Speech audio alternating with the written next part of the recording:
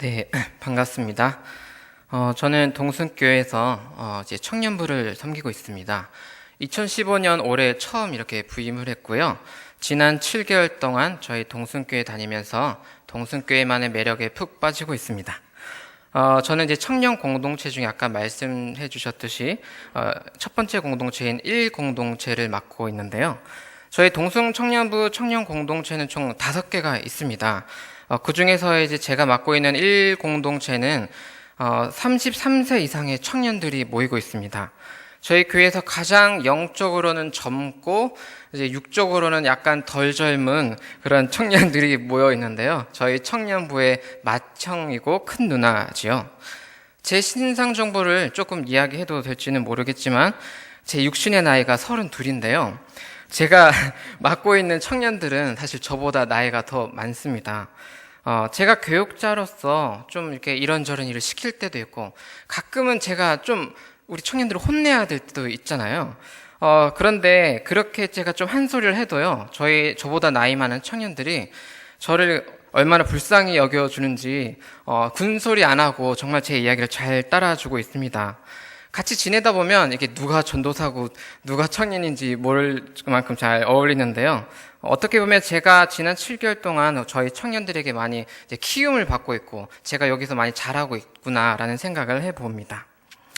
그리고 저는 그 청년 성가대, 그러니까 저희 4부의 청년부 예배에서 성가대 경건의 말씀을 맡고 있습니다. 저희 은나노 성가대라고 하는데, 그래서 여기 이제 말씀을 준비하기 앞서서 앉아서 기다리는데 우리 성가대에서 이렇게 이쁜 노래를 해주시잖아요. 마치 제가 맡고 있는 성가대 청년들이 저에게 위로의 찬양을 해주는 것 같은 큰 힘을 받았습니다. 그런데 저는요, 태어나서 지금까지 교회를 다니면서 한 번도 성가대를 해본 적이 없어요. 약간 노래도 잘 못하긴 하지만, 근데 왠지 저기 이렇게 입고 그 가운을 입고 있잖아요. 저는 저 가운이 왠지 너무 더워 보여가지고, 청년 때, 난 성가대에는 조금 답답할 것 같아. 그냥 앉아있을래 해가지고, 누가 성가대 하라고 해도 한 번도 안 했는데, 제가 교육자가 되고 보니까 그 성가대 꼭 한 번 할 걸 하는 후회가 많이 있습니다. 어쩌다 보니 제가 이제 성가대 우리 청년들을 맡고 있거든요. 근데 참 성가대 청년들이 오늘은 특히 여기 모르는데 저희 성가대 청년들이 오늘 은나노 성가대실에서 에어컨도 고장 나가지고 한 2-3시간 동안 땀 삐질삐질 흘리면서 이제 찬양 한 곡 준비하려고 그렇게 애쓰는 모습을 또 봤습니다. 와, 저는 교육자라서 가서 한 10분만 말씀드리고 나오는데 우리 청년들이 이렇게 고생하는 모습 보고 참 큰 은혜를 좀 받았습니다. 그리고 또 마지막으로는 저는 저희 청년부에서 선교팀 일을 맡고 있습니다. 올해가 동순교회 이제 선교회 해잖아요. 그래서 제 이제 책임감이 막중하고 어깨가 엄청 무겁습니다. 그래서 막 키도 막 작아지는 것 같고요. 저는 그런데 또 선교를 생각해 본 적이 없어요. 오늘 우리가 광복 70주년으로 우리가 예배를 드리고 있고, 또 우리 북한 땅에도 이제 많은 선교를 가야 할 사람들도 있고, 해외로 우리 교회가 파송한 선교사님도 많긴 한데, 저는 이제 성격이 약간 얌전하고 이렇게 돌아다니는 걸 안 좋아해가지고 그냥 아름다운 한국에서 평생 살고 싶다는 소망을 가지고 있습니다. 근데 혹시 모르죠. 또 하나님이 이렇게 가라고 하시면, 물론 저는 최대한 가신 애교와 간절한 기도로 남고 싶다고 이렇게 하겠지만 부르시면 또 가야 될 수도 있겠죠. 아까 장원천 집사님 기도를 듣는데 참 북한을 위한 기도를 많이 해야겠다는 생각을 했습니다. 신학교 들어와서 3년 동안 공부를 할 때요, 같은 기숙사에서 살았던 전도사님이 계신데, 그 전도사님은 원래 고향이 이제 연변 쪽이어서 이제 그거가 국적이 중국인 거예요. 그래서 지금은 졸업하시고 다시 중국으로 가셨고, 그 국적이 중국이기 때문에 북한을 자유롭게 왔다 갔다 하실 수 있거든요. 그래서 그 전도사님은 이제 북한을 섬기려고 지금 한국에 와서 공부를 마치시고 돌아갔습니다. 저와 친형제처럼 같이 지낸 사이인데, 혹시 제가 선교를 안 간다 할지라도 그 형을 이제 열심히 서포트하면서 늘 선교적 삶을 살아야겠다고 다짐해 봅니다. 이 땅에서도 우리 여기 대학로에서도 제가 전도를 많이 해야 되는데, 제가 어느새 신학교를 졸업하고 보니까 제 친구가 전부 전도사하고 목사밖에 없는 거예요. 이게 참 저도 전도도 많이 하면서 은혜도 많이 받고 싶은데, 왠지 이제 처음 보는 사람 전도하는 거는 저희 교회에 이제 전복팀도 있고 마로니의 팀도 있어서 제가 함부로 하면 안 될 것 같고, 네, 전도도 못하고 약간 고독한 마음이 있습니다. 사실 조금 이제 선교팀 맡으면서 약간 회개해야겠다. 나는 전도는 안 하고 청년들 일만 시키고 있나 보다. 뭐 이런 생각도 좀 하긴 했거든요. 이번 전도대에서 제가 이제 총책임을 맡고 이렇게 준비를 했는데요. 약간 수명이 많이 줄어든 느낌을 가지고 있습니다. 일주일이 지났는데 이렇게 회복이 잘 안 되네요. 지난 7월 30일부터 4박 5일간 전도대에 참여해 주신 저희 성도님들은 알겠지만 정말 은혜로운 시간이었습니다. 이 자리에 저희 청년부 친구들이 아닌 정말 교회, 우리 동순교회 기둥과 같은 많은 어르신들이 계신데요. 그래도 전도대 기간 동안 이렇게 많은 집사님들, 권사님들 만나 뵈서 그렇게 낯설지만 않더라고요. 여기 교회에 올라오는데 식당 봉사해 주신 권사님부터 해서 저희 일공동체 장원친 집사님도 저희 도와주셨고 이런 분들 만나고 보니까 너무 마음이 기뻤습니다. 다시 한번 정말 저희 도와주셔서 함께 해주셔서 너무나 감사의 말씀을 드립니다. 전도대 사역이 끝난 첫 주일입니다. 그래서 제가 여러분에게 이런 질문을 한번 드려보고 싶었습니다. 여러분, 교회란 무엇일까요? 네, 약간은 생뚱맞은 질문이기도 합니다. 만약에 여러분 주변에 교회를 안 다니는 성도님은 아니죠. 교회를 안 다니는 분들이 여러분에게 궁금해서 이렇게 물어봤다고 쳤을 때, 누구 집사님, 누구님 이래서 교회가 뭐예요? 라고 물어봤을 때, 여러분은 교회가 무엇이라고 대답을 해 주시겠습니까? 저의 본격적인 이야기를 하기에 앞서서요, 저의 교회의 첫 이미지를 한번 말씀드려보고 싶습니다. 저는 대학생이 되어서, 그러니까 20살이 넘어서야 처음으로 교회를 가보았습니다. 한 번도 그전엔 교회를 가본 적이 없었습니다. 처음 예배를 드린 건요, 저희 이제 아까 말씀해 주신 제 교육대학교, 그러니까 초등학교 선생님 되는 과정에 들어갔었는데, 저희 대학교 친구가, 동환아, 너 교회 가서 예배 한 번만 드리면 내가 영화 보여줄게. 이렇게 저를 꼬셔서 제가 교회를 이제 예배를 드리게 보게 되었습니다. 1시간만 참으면 영화 티켓 줄 테니까 조금만 참아봐라. 이렇게 해서 제가 그때 보고 싶은 영화도 있었고 그 말을 한 애가 이제 여학생이기도 했고 그래서 그런 죄인된 마음으로 그렇게 예배를 처음으로 드렸습니다. 교회를 처음 이제 예배를 드리러 갔는데 앞에 어떤 남자분이 정장을 입고 찬양 인도를 하는 거예요. 그러니까 전도사님이죠. 열심히 막 찬양 인도를 하는데 저는 그걸 속으로 보면서 와, 이거 진짜 종교 선동가 아닌가? 속으로 노래로 사람들을 현혹시키는 것 같다라고 생각을 했었습니다. 그런데 10년이 지난 지금은 제가 이제 또 그런 사람이 돼가지고 청년들을 찬양 이렇게 하면서 인도도 하고 그러고 있습니다. 목사님께서 말씀을 시작하기 전에 성도님들에게 이렇게 시키는 거예요. 여러분, 서로 바라보면서 사랑합니다 라고 이야기해 봅시다.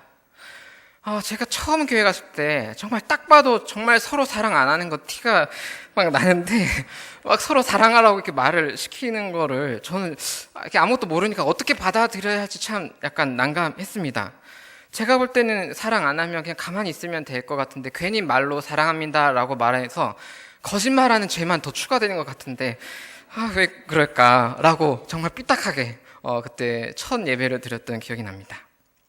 제가 이 두 가지 이야기를 했지만요, 교회를 처음 올 때에 낯선 점들은 정말 끝이 없었습니다. 도대체 이건 뭐지? 교회는 뭐야? 이런 질문을 안 할 수가 없었죠.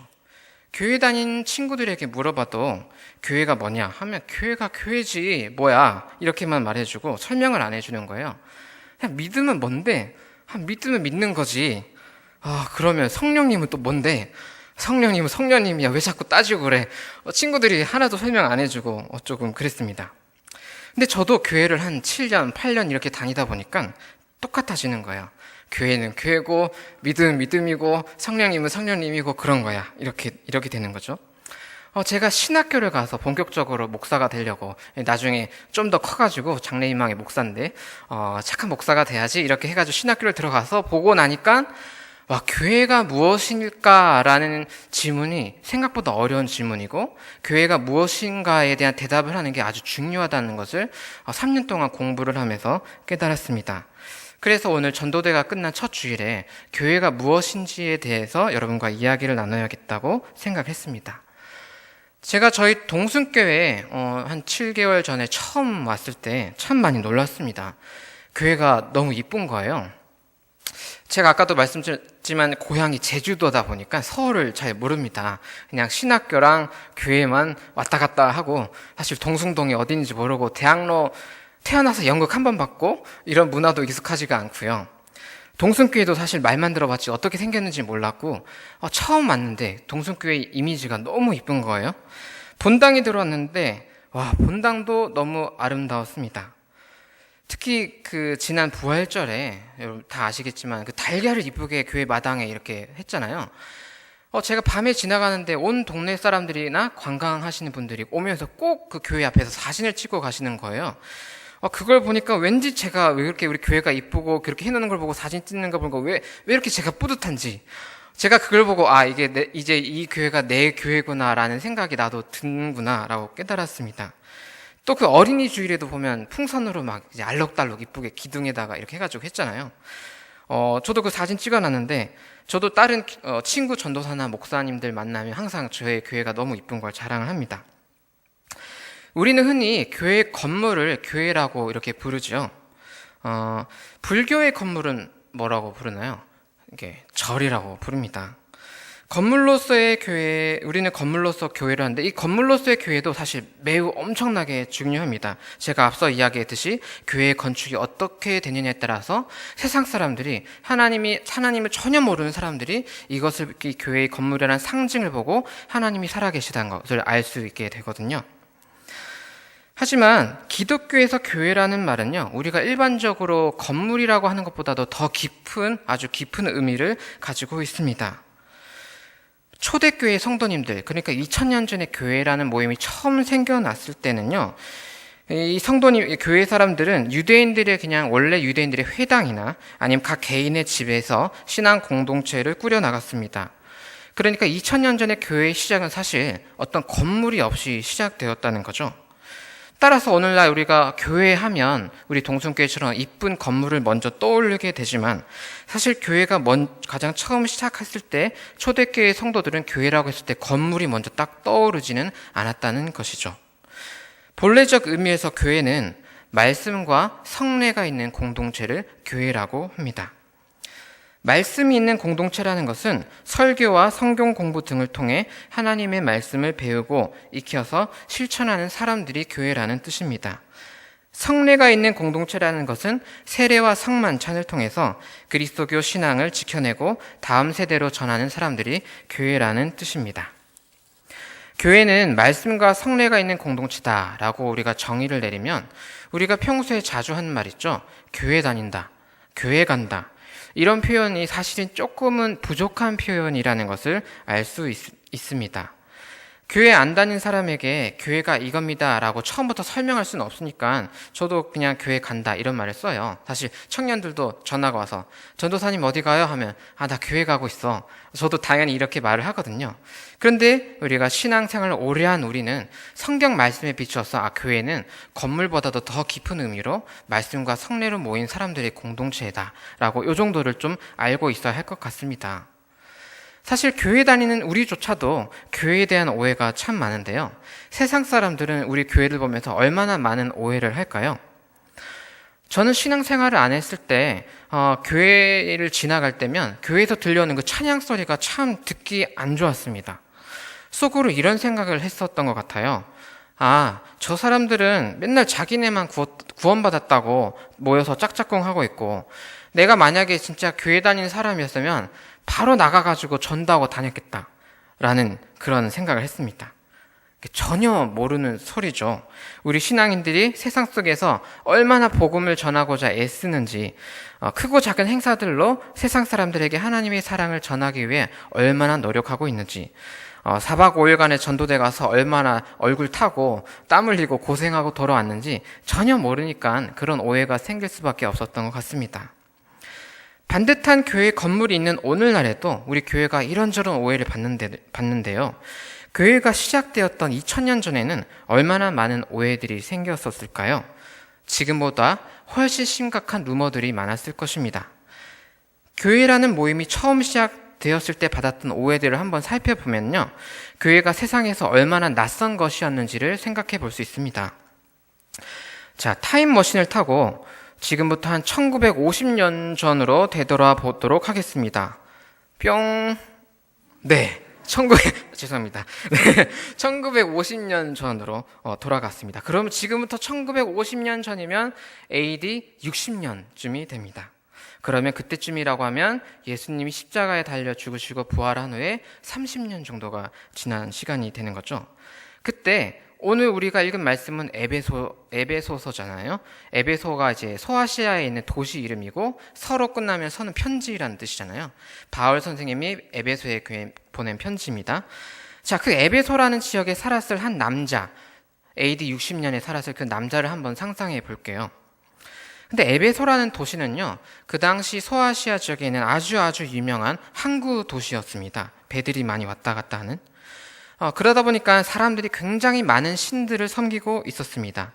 특히 거기 에베소에는요, 지금 세계 7대 유물 중에 하나인 그 아데미 신전이라는 어마어마한 신전이 있었습니다.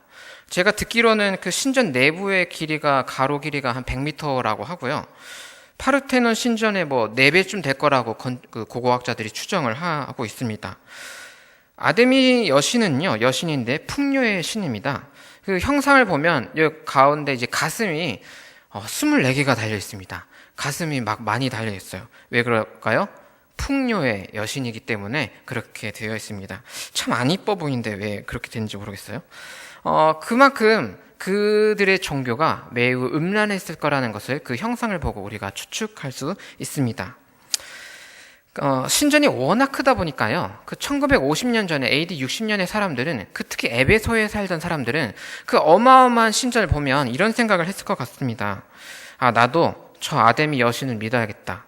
그냥 이런저런 작은 잡신들 믿지 말고 이왕 믿을 거면 저렇게 커다란 신을 믿어야 내가 잘 살 수 있을 것 같다 라는 생각을 자연스럽게 아데미 그 신전을 보면 그런 생각이 떠올랐을 것 같습니다. AD 60년 그 에베소에 살던 그 남자가 어느 날 아주 이상한 소문을 들었습니다. 새로운 신을 믿는다는 모임이 최근 생겼다는 거예요. 그런데 들리는 소문이 심상치가 않습니다. 일단 그들은 항상 이른 아침이나 늦은 밤에 주로 모인대요. 낮에 사람들이 많이 왔다 할 때는 잘 안 모이고, 당시에는 워낙 다양한 신들을 사람들이 믿었기 때문에 새로운 신을 믿는 모임이 생겨나는 건 별일이 아니었습니다. 그런데 이 모임은 정말 독특했는데요. 왜냐하면 그 사람들이 믿는 신의 형상이 없다는 거예요. 얼굴이 없어요. 그리고 이름도 정확히 모른대요. 얼굴도 없고 이름도 없고. 모든 사람들은, 그 당시 사람들은 평등하게 내가 믿을 신들을 믿고 저 사람은 저 신을 믿고 나는 이 신을 믿고 이렇게 했는데, 그 모임의 사람들은 그걸 거절한대요. 아폴론 신도 아니고 제우스 신도 진짜 신이 아니고 자기네가 믿는 그 모습 없는 신, 그 신만이 딱 한 분만 세상에 존재한다는 거예요. 그래서 그 누군가는요, 소문으로 그 사람들은 사실은 신을 믿지 않는 사람들이다, 무신론자들이라고 그런 이야기를 하고 다녔다고 합니다. 더 놀라운 건 이 모임에 가는 사람들은 30년 전에 죽은 한 젊은 유대인 남자가 신의 아들이라고 믿고 있다는 것이었습니다. 십자가라는 세상에서 가장 수치스럽고 무서운 형틀에 달려 죽은 30대 초반의 남자가 죽은 다음에 다시 살아났다는 거예요. 아니, 참, 신이 사람이 되었다고? 그리고 그 신이 십자가에 달려 죽었다고? 벌거벗겨지고 나무에 못 박혀 죽었는데 다시 살아났다고? 처음부터 신이면 죽지를 말았어야지. 뭔가 논리적으로 이상한 거 아니야? 라는 그런 소문이 퍼졌죠. 그리고 더 이상한 소문들이 많았습니다. 이 사람들이 가끔씩 사람을 먹는 것 같다는 거예요. 그 모임에 한두 번 가본 사람들의 증언으로는 그들이 이렇게 말한다는 거예요. 이것은 누구누구의 살입니다. 이것은 누구누구의 피입니다. 이렇게 말하고 뭔가를 먹는 장면을 목격했다는 거예요. 한밤중에.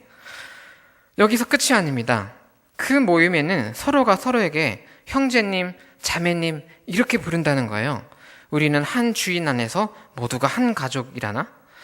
일부러 독신으로 살면서 자기 믿음을 지키려는 사람도 있다고 하고, 결혼을 안 하고 혹시 그냥 이 사람들이 결혼도 안 했는데 문란하게 성생활을 하고 있는 것 아닌가, 그런 이상한 모임이 아닌가 하는 루머가 돌아다녔습니다. 사실 우리가 형제 자매라는 말은 한국말도 사실 정확한 말은 아니죠. 형제라고 할 때는 우린 사실 정확하게 표현하면 남자들끼리 형과 아우를 표현하는 말이고, 자매는 뭐예요? 여자들끼리 언니와 동생을 뜻하는 말이잖아요.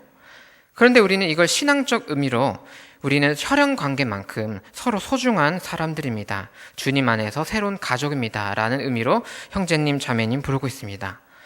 제가 청년부에 처음 올 때도 우리 청년들을 어떻게 불러야 되나 엄청 고민을 했었습니다. 왠지 형제님, 자매님 하면 이거 막 느끼하고 오그라들고 그럴 것 같은데 이걸 그렇다고 이름을 부를 수도 없고 엄청 고민을 했는데 이제는 몇 달 지나니까 아주 익숙하게 형제님, 자매님 이렇게 부르고 있습니다. 저는 익숙하게 쓰고 있지만 초대교회 시절에 교회가 맨 처음 시작할 때는 이 용어가 엄청난 파급력이 있던 그런 용어였습니다. 교회가 처음 이 낯선 땅에 세워질 때 이 소문들을 우리가 정리해 보면 원래 교회가 어떤 곳이었는지를 우리가 알 수 있습니다.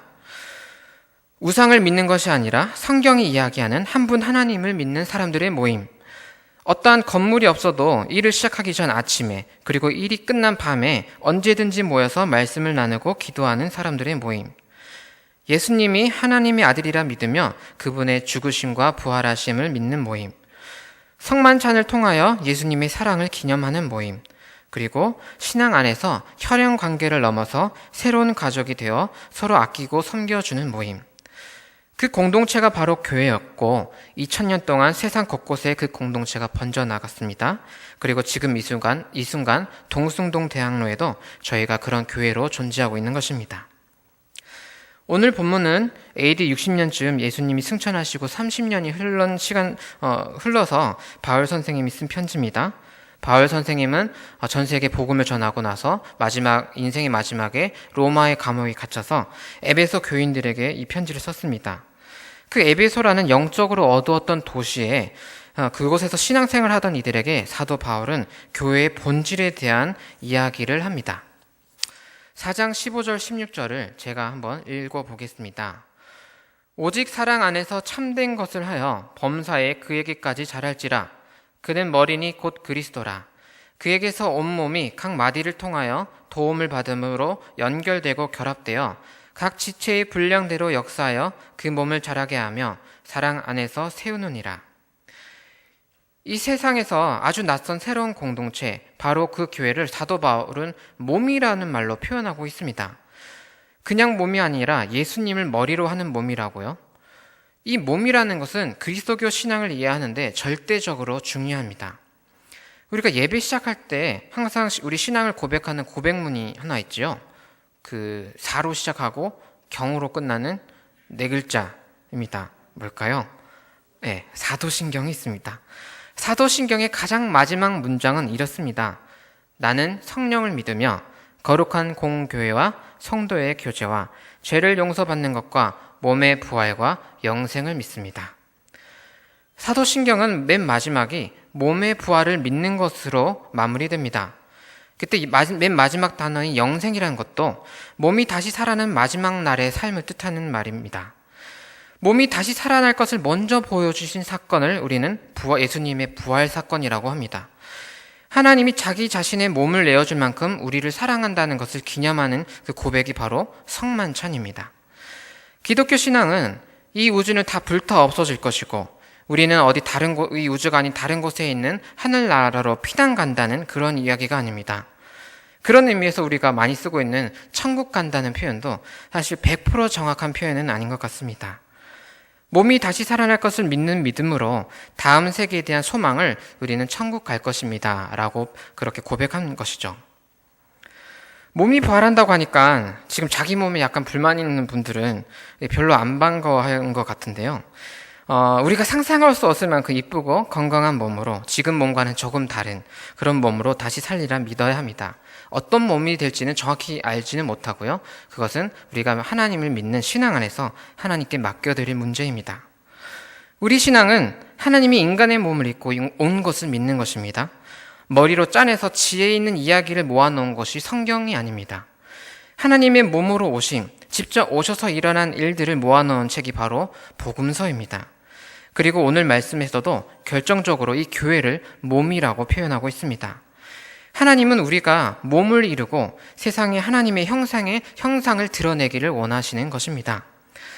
몸에는 더 중요한 부분이 있고 덜 중요한 부분이 있을까요? 그렇지 않습니다. 모두 똑같이 귀합니다. 손이 귀하듯 발이 귀하고 눈이 귀하듯 입이 귀합니다. 발가락보다 손가락이 더 중요한 게 아니죠. 똑같이 소중합니다. 그리고 몸의 몸됨은 자신의 마음에 맞게 우리 몸의 부분들이 움직여줄 때 온전한 몸이 됩니다. 제가 고개를 이쪽으로 돌리고 싶은데 제 목이 내 뜻과 상관없이 저쪽으로 돌린다거나, 저는 왼쪽으로 걸어가고 싶은데 내 발이 제 뜻과 상관없이 오른쪽으로 걸어간다거나, 그러면 제 몸은 온전한 제 몸이라고 할 수 없겠죠. 수많은 몸의 부분들이 다 똑같이 귀한데 한 머리에 순종하기 때문에 온전한 나가 됩니다. 교회도 마찬가지입니다. 오늘 말씀 11절 12절을 제가 또 읽어드리겠습니다.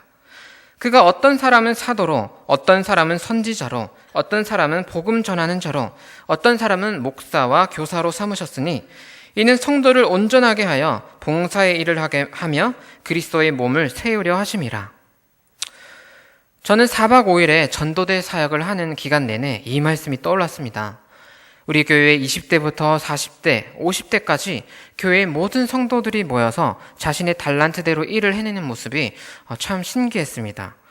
폭염주의보로 무지하게 더운 부여와 진천, 익산에서 누구는 식당 봉사로, 누구는 발 마사지로, 누구는 마을 전도로 자신이 섬길 수 있는 봉사들을 해 가시는데 그 지역의 어르신들보다 제가 먼저 은혜를 받았습니다. 도대체 이 에너지들은 어디서 나올까? 어떻게 이렇게 세대도 다르고 살아온 모습도 다른데 이렇게 다양한 분들이 이렇게 한 마음으로, 기쁜 마음으로 섬길 수 있을까? 아, 예수님을 머리로 삼은 몸, 교회이구나 라는 생각을 했습니다. 저도 전도대 전까지는 동순교회 하면 사실 제가 만나는 청년들이 머리에 먼저 떠올랐습니다. 그런데 전도대를 다녀오고 나니까 이제 동순교회를 하면 청년뿐만 아니라 어린아이부터 어르신까지 모든 연령대의 성도님들이 떠오릅니다. 교회의 모든 성도들이 한 몸이라는 그런 감각이 생겨난 거죠. 이것은 전도대 기간의 봉사를 경험한 사람만이 누릴 수 있는 특별한 몸의 감각이 아닌가 싶습니다. 성도를 온전하게 하여 봉사의 일을 하게 된다는 말의 뜻이 바로 이러합니다. 하나님을 사랑하는 마음으로 함께 움직이고 땀 흘리고 웃고 기도할 때에 그것을 글로, 머리로 하는 것이 아니라 몸으로 할 때에 한 몸된 감각이 생겨난다는 것입니다. 그때여서야 교회 공동체가 온전해진다는 것이죠. 에베소서 4장 9절 말씀입니다. 올라가셨다 하였은즉 땅 아래 낮은 곳으로 내리셨던 것이 아니면 무엇이냐? 저는 개인적으로 이 말씀을 매우 좋아하는데요. 기독교 역사에서 수많은 기독교 영성가들이 묵상했던 구절입니다. 낮아짐에 관한 이야기지요. 하나님이 인간이 되어 세상에 오신 이유는 무엇입니까? 자기 자신 때문일까요? 하나님께서 오늘은 너무 심심하네, 그냥 안 되겠다, 저기 인간들 어떻게 사는지 궁금하니까 한번 내려가 봐야지, 이렇게 해서 내려왔을까요? 하나님이 세상에 인간으로 오신 이유는 하나님 자신에게 있지 않습니다. 세상을 사랑해서 그들을 구원케 하기 위한 하나님의 섬김이요 봉사입니다. 하나님의 자기 낮추심입니다. 예수님을 머리로 하는 공동체인 교회는 하나님의 자기 낮추심을 따라갈 때, 섬김과 봉사를 통해 자신을 내어놓을 때 비로소 교회다워질 수 있습니다. 세상의 모든 모임 중에서 자기 자신을 목적으로 하지 않는 유일한 모임이 바로 교회입니다. 교회는 섬김의 모임이며 섬기며 힐링받는 모임입니다. 교회의 여러 가지 섬김이 때로는 피곤하고 지치고 자신에게 하나도 도움이 안 될 것 같아 보일지라도 그 어려움을 딛고 다시 일어서는 과정 자체가 훈련이며 성도를 온전하게 하는 과정인 것입니다. 하나님의 성품 자체가 낮아짐이기에 하나님을 사랑하는 우리는 자연스럽게 낮아져야만 합니다. 특별히 이번 전도대 때에는 청년들이나 어르신들 중에 다투는 모습을 전혀 볼 수가 없었습니다. 제가 청년들에게 전도대 떠나기 전에 항상 이 말을 많이 했거든요. 여러분, 분명 가면 싸울 겁니다. 날도 덥고 사람이 힘들면 싸우는 게 당연합니다. 근데 중요한 건 싸우더라도 꼭 우리는 신앙 안에서 화해하는 법을 배워야 합니다. 싸우는 건 당연한 거니까 그런 일이 생겨도 너무 놀라지 말고 우리 꼭 화해하도록 합시다. 그런데 너무 평화롭게 끝났습니다. 조금 아쉽긴 했는데요. 어르신들께서 아주 귀한 섬김을 보여주셔서 청년들에게 좋은 본이 되었던 것 같습니다. 교회는 사실 신앙 때문에 모인 사람들이기에 오히려 세상보다도 더 다툴 일이 많은 것 같습니다. 세상 사람들은 친구를 사귈 때 어떻게 사귀나요? 자기랑 생각이 비슷하거나 수준이 비슷하거나 성격이 비슷하거나 이런 사람들끼리 모이게 되어 있습니다. 성격이 안 맞으면 안 만나면 되잖아요. 하지만 예수님을 머리로 하는 몸된 공동체인 교회는 그렇지 않습니다. 이 사람은 손이고 저 사람은 발입니다. 하는 일도 다르고 성격도 다르고 인생의 경험이 전혀 달라서 세상 기준으로 볼 때는 이 두 사람은 절대 친구가 될 수 없어 보입니다. 한 몸이 될 수 없어 보입니다. 하지만 신앙 안에서, 하나님 안에서 우리는 반드시 모두가 친구가 되어야 합니다. 하나님은 한 분이시며 하나님은 모두를 사랑하시며 우리 모두가 서로를 품기를 원하시기 때문입니다. 서로 너무나 다른 영혼이지만, 다른 성격이지만 함께 일하면서 부딪혀가면서 서로를 성숙해 하는 모임이 바로 교회입니다. 그러한 교회가 가능한 이유는 바로 하나님이 먼저 낮아지셨기 때문입니다. 우리가 서로 낮아질 수 있는 가장 좋은 훈련이 바로 내가 사랑하기 버거운 다른 성도를 사랑해내므로 한 몸이 되는 것입니다. 말씀을 정리하겠습니다. 교회는 말씀과 성례로 모인 신앙 공동체입니다. 낮아짐의 본을 보이신 예수님을 머리로 하여 다양한 성도들이 한 몸을 이룬 모임입니다. 전혀 다른 사람들이 신앙의 이유로 한 몸을 이루어갈 때 세상 사람들은 알게 될 것입니다. 저 모임 중에는 하나님이 계시구나. 참된 교회는 가장 강력한 계시가 되어 하나님의 존재를 드러내는 사람들입니다. 그 교회를 세우기 위해 하나님께서 이 땅에 오셨고 피 흘렸음을 기억해야 합니다. 우리가 하나 되어야 하는 이유는 우리 안에 있지 않고 하나님께 있습니다. 동순교회가 그러한 세상 속의 계시로서 한몸됨을 누리고 보여주는 행복한 교회가 되었으면 좋겠습니다. 기도하겠습니다. 하나님, 우리를 한 몸으로 불러주심에 감사드립니다. 이 몸에는 차별이 없음을 고백합니다. 모든 사람들이 자신이 가진 소중한 달란트로 서로를 섬겨 나갈 것입니다. 그렇게 애쓰는 모습 속에 하나님께서 드러나실 것을 믿습니다. 교회에 온 지 얼마 안 된 분들이, 그리고 세상 속에서 우리를 바라보는 분들이 우리를 통해 예수님을 영접하길 원합니다. 우리의 교회됨을 회복시켜 주실 것을 믿으며 사랑하는 예수님의 이름으로 기도드립니다. 아멘.